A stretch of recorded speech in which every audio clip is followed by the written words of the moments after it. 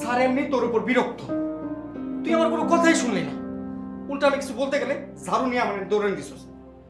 এখন দেখ কেমনটা লাগে। আমি তো এগুলো নিয়ে যাওয়ার জন্য পড়ি নাই, আমি তো এগুলো দেখানোর জন্য পড়ছিলাম।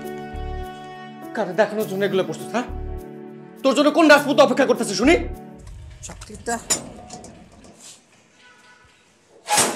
চকলেটটা অনেক মজা না? আসো আসো আসো, আমরা দৌড়ে বাসায় চলে যাবো। এই পরান, এই এটা একটা কথা আছে, দাঁড়া।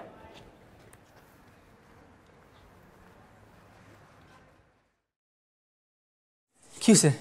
পাখি তো আবারও একটা অঘটন ঘটায় ফেলছে। অঘটন ঘটেছে মানে? কি করতেছো?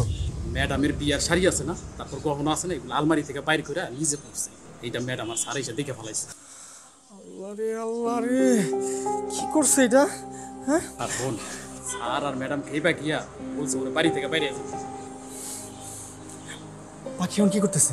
কি আর ফেল ফেলা একান্ত আছে, এবার মনে আর রক্ষা নাই রে, সোজা বাড়ির বাইরে।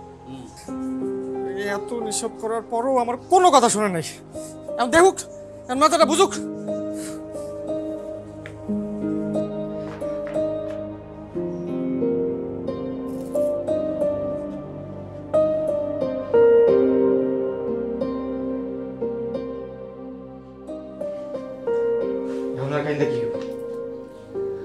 আমি তোর কতবার করে বুঝাইছি, দেখ উল্টা পাল্টা কিছু করিস না, করিস না।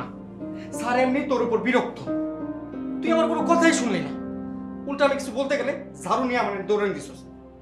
এখন দেখ কেমনটা লাগে।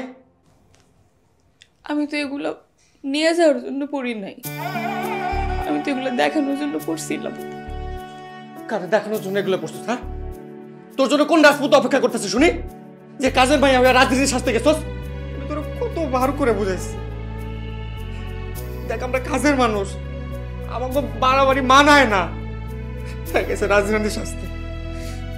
আমার হয়েছে সব যন্ত্রণা। আমার সবচেয়ে বড় ভুল কি হয়েছে জানোস?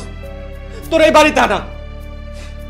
তুই তুই যেদিকে তোর চোখ যায়